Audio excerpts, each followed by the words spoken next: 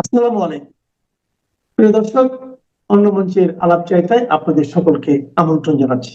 সেনাবাহিনী কোথায় ছিল যখন বাংলাদেশ জুড়ে এত এত মববাজির ঘটনা ঘটেছে, কিংবা ঢাকার বুকেই 2 রাত 3 দিন ধরে ধানমন্ডি 32 নম্বরের বাড়িটা ভাঙা হয়েছে, কিংবা দীপু দাসকে যখন পুড়িয়ে দেওয়া হয়েছে, কিংবা প্রথম আলো ডেইলি স্টারে আগুন যখন লাগানো হয়েছে, তখন সেনাপ্রধান ওয়াকারুজ্জামানের বাহিনী কি বাইরে ছিল নাকি ব্যারাকে ছিল?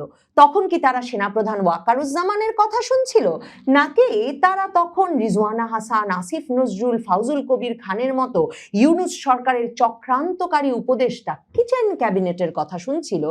এগুলো এখন পর্যন্ত পরিষ্কার হয় না।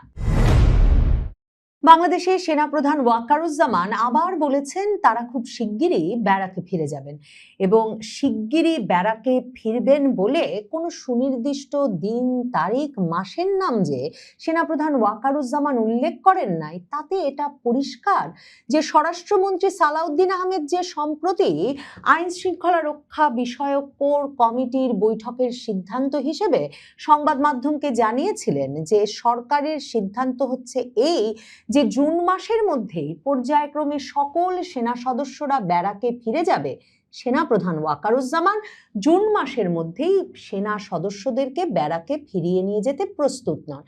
সেনাপ্রধান ওয়াকারুজ্জামান পুরো ইউনূস আমলটা জুড়েই, মানে তাঁর আমলটা জুড়েই, কারণ সেনাপ্রধান ওয়াকারুজ্জামানই তো আগস্টের 5 তারিখ 2024 সালে বেরিয়ে এসে দেশের দায়িত্ব নিলেন এবং তারপর সরকার গঠন করে দিলেন, ইউনূস সরকার গঠন করে দিলেন।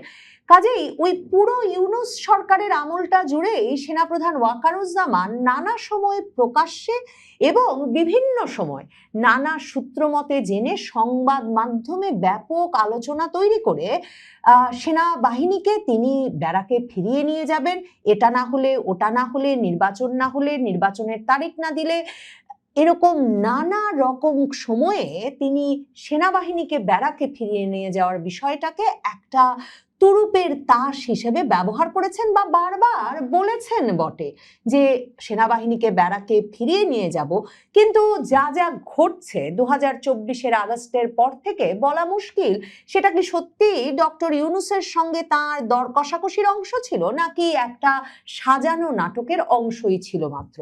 প্রথমে ফেব্রুয়ারি মাসে মনে করে দেখেন, 2025-এর ফেব্রুয়ারিতে সেনাপ্রধান ওয়াকারুজ্জামান প্রথমবারের মতো বলেছিলেন যে আপনারা কাদা ছুড়াছুড়ি করবেন না, তাহলে দেশ খুব খারাপ দিকে যাবে, দেশে সবাইকে সতর্ক থাকতে হবে, নিজেরা কাদা ছোড়াছুড়ি করলে স্বাধীনতা বিপন্ন হবে। পরে বলবেন না আমি আপনাদের সতর্ক করি নাই, সকল ভেদাভেদ ভুলে একসঙ্গে কাজ না যদি করতে পারেন, নিজেরা যদি কাদা ছোড়াছুড়ি করেন, মারামারি কাটাকাটি করেন, এই দেশ জাতির সার্বভৌমত্ব বিপন্ন হবে। আমি আজকে বলে দিলাম, নইলে আপনারা বলবেন যে আমি আপনাদের সতর্ক করিনি, আমি সতর্ক করে দিচ্ছি আপনাদের। ওই নাটকীয় বক্তব্যের দিন 2025-এর ফেব্রুয়ারিতে তিনি হঠাৎ করে সংবাদ মাধ্যমের সামনে পিলখানা ট্র্যাজেডির স্মরণে সেনাবাহিনীর এই কর্মকর্তাদের আয়োজিত এক অনুষ্ঠানে দাঁড়িয়ে বলে বসলেন যে আমার একটাই আকাঙ্ক্ষা, দেশ এবং জাতিটাকে একটা সুন্দর জায়গায় রেখে ছুটি করা। I had enough last 7-8 months, I had enough. আমি চাই দেশ এবং জাতিকে একটা সুন্দর জায়গায় রেখে আমরা সেনানিবাসে ফেরত আসব।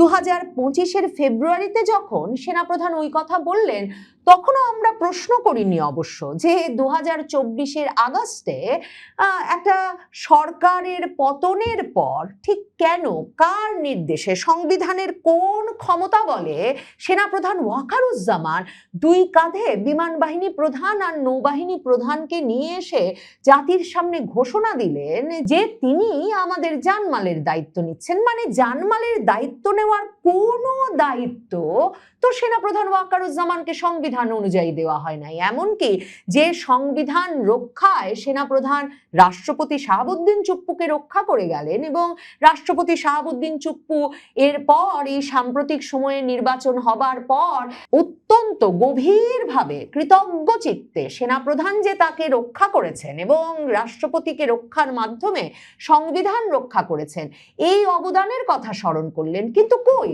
রাষ্ট্রপতিকে তো তিনি সামনে আনলেন না।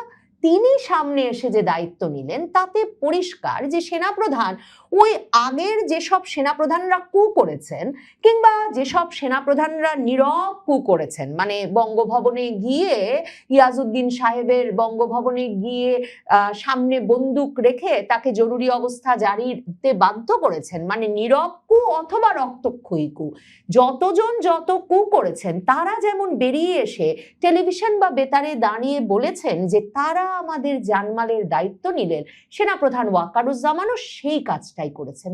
কাজেই তিনি যখন বলেন তিনি ব্যারাকে ফিরবেন, সেটা যেমন বিশ্বাস করবার কারণ নাই, ঠিক তেমনি ভাবে বিশ্বাস করবার কারণ নাই যে স্বরাষ্ট্রমন্ত্রী মানে নির্বাচিত বেসামরিক সরকারের মন্ত্রী সালাউদ্দিন আহমেদ বলেছেন দেখেই সেনাপ্রধান ওয়াকারুজ্জামান জুনের মধ্যে তার সেনা সদস্যদেরকে ব্যারাকে নিয়ে যেতে প্রস্তুত।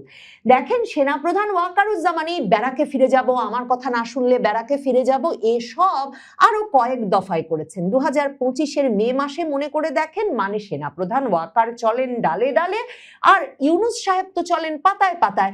ইউনূস সাহেব হঠাৎ করে 2024-এর আন্দোলনের মহান নেতা নাহিদ ইসলামকে ডেকে জানিয়ে দিলেন, তরুণ নেতাকে, যে তিনি পদত্যাগের কথা ভাবছেন, কারণ তিনি চারদিক থেকে এত চাপ সহ্য করতে পারছেন না। মানে তখন বিএনপি এই খলিলুর রহমান সহ নানা উপদেষ্টার পদত্যাগ চাইছে, এনসিপি কারো কারো পদত্যাগ চাইছে, কিন্তু আসল খবর ছিল যে সেনাপ্রধান ওয়াকারুজ্জামান নাকি আরো দুই বাহিনী প্রধানকে দুই কাঁধে নিয়ে গিয়ে ডক্টর ইউনূসকে বলে এসেছেন যে তিনি যদি এখনই একটা নির্বাচনের তারিখ না দেন, ডিসেম্বরের মধ্যে নির্বাচনের তারিখ না দেন, তাহলে তিনি সেনাবাহিনীকে ব্যারাকে ফিরিয়ে নিয়ে চলে যাবেন।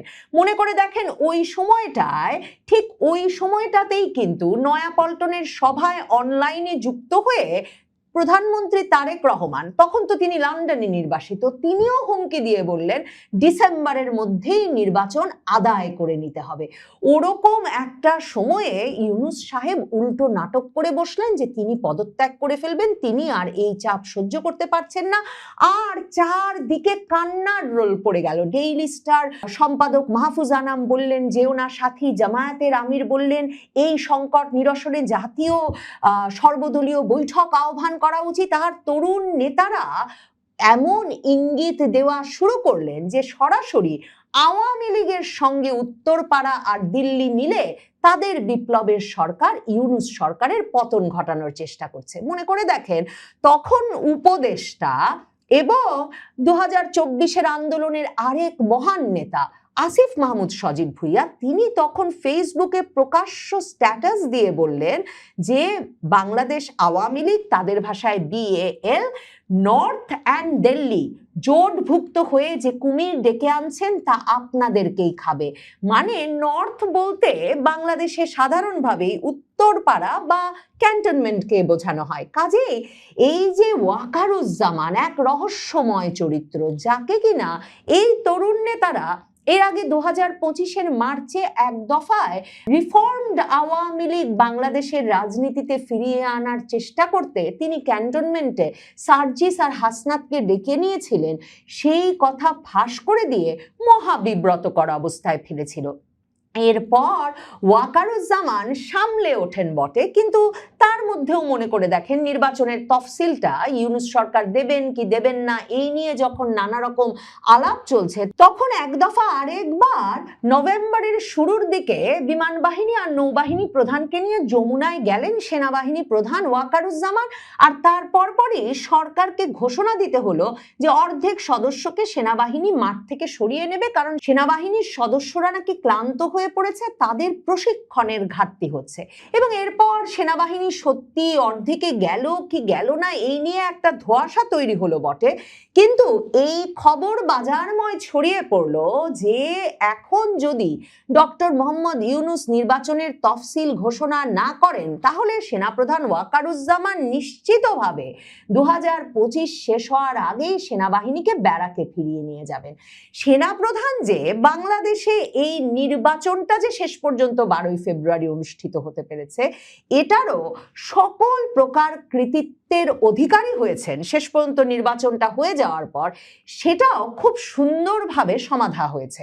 দেখেন, নির্বাচন হয়ে যাওয়ার পরপরই একদিকে যেমন শাহাবুদ্দিন চুপ্পু রাষ্ট্রপতি তার কৃতজ্ঞ চিত্তে দেওয়া সাক্ষাৎকার প্রকাশিত হলো, তেমনি সেনাবাহিনীর সাবেক কর্মকর্তা ব্রিগেডিয়ার জেনারেল সাখাওয়াত হোসেন, যিনি কিনা ইউনূস সরকারের পুরোটা আমল জুড়ে উপদেষ্টা হিসেবে সকল সুখ সুবিধা ভোগ করেছেন, তিনি উপদেষ্টা পদ ছেড়ে বেরিয়ে এসে সাংবাদিকের সঙ্গে সাক্ষাৎকারে বলে দিলেন যে ইউনূস সরকারের ভেতরে একটা কিচেন ক্যাবিনেট ছিল, যারা বসে বসে সকল সিদ্ধান্ত নিত এবং তারা নানা রকম চক্রান্ত ষড়যন্ত্র করেছে। আর ব্রিগেডিয়ার জেনারেল সাখাওয়াতের মতো সাবেক সেনা কর্মকর্তারা এসব বিষয়ে কিছুই জানতে পারেননি। তার ওই কিচেন ক্যাবিনেটের গল্প দেওয়ার পরপরই মনে করে দেখুন, মানব জমিন সহ বিভিন্ন পত্রপত্রিকা লেখা শুরু করলো যে এই যে রিজওয়ানা হাসান, আসিফ নজরুল, আদিলুর রহমান খান শুভ্র, ফাউজুল কবির খান, এরা মিলে নাকি নির্বাচনটা ঠেকিয়ে দিতে চেয়েছিলেন যাতে কিছুতেই বিএনপি নির্বাচনের মাধ্যমে ক্ষমতায় না আসতে পারে। আর রিজওয়ানা হাসান তো নিজেই সাক্ষাৎকার দিয়ে বলে বসলেন যে তারা শেষ পর্যন্ত এমন ভাবে নির্বাচনটা সমাধা করেছেন যার ফলে কট্টরপন্থী কোনো গোষ্ঠীকে শেষ পর্যন্ত তারা বাংলাদেশের ক্ষমতায় আসতে দেন নাই। আর চারদিকে মানে বিজয়ী পক্ষ যারা বিএনপির তরফে, রাজনীতিবিদদের তরফে, বাংলাদেশের প্রথিতযশা বিশ্লেষকদের তরফে ধন্য ধন্য রব উঠল যে সেনাবাহিনীর একটা কঠোর ভূমিকার কারণেই নাকি শেষ পর্যন্ত বাংলাদেশে একটা সুষ্ঠু সুন্দর নির্বাচন হতে পেরেছে। জামায়াতে ইসলামী জাতীয় নাগরিক পার্টি অবশ্য সেটা মনে করে না। আর নির্বাচনের আগের দিন বিকেল বেলা থেকে যে ভিডিওর পর ভিডিও বেরিয়ে আসছিল যেমন ইচ্ছা জাল ভোট দেওয়ার আর ব্যালট বাক্সে ভোট ঢোকানোর, সেই ভিডিওগুলো নিয়ে অবশ্য কেউ আর কথা বলেন না। তখন সেনাবাহিনী কোথায় ছিল সেটাও এখন পর্যন্ত জানা যায় না, ঠিক যেমন ভাবে জানা যায় না সেনাবাহিনী কোথায় ছিল যখন বাংলাদেশ জুড়ে এত এত মববাজির ঘটনা ঘটেছে, কিংবা ঢাকার বুকেই 2 রাত 3 দিন ধরে ধানমন্ডি 32 নম্বরের বাড়িটা ভাঙা হয়েছে, কিংবা দীপু দাসকে যখন পুড়িয়ে দেওয়া হয়েছে, কিংবা প্রথম আলো ডেইলি স্টারে আগুন যখন লাগানো হয়েছে, তখন সেনাপ্রধান ওয়াকারুজ্জামানের বাহিনী কি বাইরে ছিল নাকি ব্যারাকে ছিল? তখন কি তারা সেনাপ্রধান ওয়াকারুজ্জামানের কথা শুনছিল, নাকি তারা তখন রিজওয়ানা হাসান, আসিফ নজরুল, ফাউজুল কবির খানের মতো ইউনূস সরকারের চক্রান্তকারী উপদেষ্টা কিচেন ক্যাবিনেটের কথা শুনছিল? এগুলো এখন পর্যন্ত পরিষ্কার হয় না। কাজেই সেনাপ্রধান ওয়াকারুজ্জামান এত সহজে এই ক্ষমতার কেন্দ্র থেকে নিজেকে উঠিয়ে নিয়ে তারেক রহমান সরকার বেসামরিক একটি নির্বাচিত সরকারের কাছে ক্ষমতা দিয়ে চলে যাবেন ব্যারাকে, সেটা এখনই বিশ্বাস করা মুশকিল। কারণ সেনাপ্রধান ওয়াকারুজ্জামান যাদের ইঙ্গিতে, যাদের ভরসায়, যাদের উৎসাহে ব্যারাক থেকে বেরিয়ে এসেছিলেন 2 কাঁধে বিমান বাহিনী এবং নৌবাহিনী প্রধানকে নিয়ে, তাদের অনুমোদন ছাড়া তার পক্ষে ব্যারাকে ফিরে যাওয়া মুশকিলও বটে। আবার মনে রাখতে হবে, বিপ্লবোত্তর পরিপ্রেক্ষিতে দেশে দেশে এই ঘটনা ঘটেছে, মানে মাসের পর মাস ধরে চলা রক্তক্ষয়ী সামরিক অভ্যুত্থানের পর যে 7ই নভেম্বর, তাকেও তো সিপাহী জনতার বিপ্লব বলা হয়। এই সব কিছুর পরিণতিতেই বিশ্বজুড়ে সাধারণভাবে একটা সামরিক বাহিনীর নেতৃত্বাধীন সরকারই শেষ পর্যন্ত একটা লম্বা সময় স্থায়ী হয়ে যায়। কাজেই ক্ষমতার কেন্দ্র ছেড়ে ওয়াকারুজ্জামান সত্যি আই হ্যাড এনাফ বলে তার বাহিনী নিয়ে ব্যারাকে ফিরে যাবেন, সেটা ভাবা যেমন মুশকিল, বরং ইতিহাস পর্যালোচনা বলে, বিশ্লেষণ বলে যে 2027-এর জুনে ওয়াকারুজ্জামানের সেনাবাহিনী থেকে অবসরে যাওয়ার কথা। তার আগে যে কোনো ঘটনা প্রবাহ আসলে সেনাবাহিনীকে বরং প্রকাশ্য ক্ষমতার কেন্দ্রে নিয়ে আসতে পারে।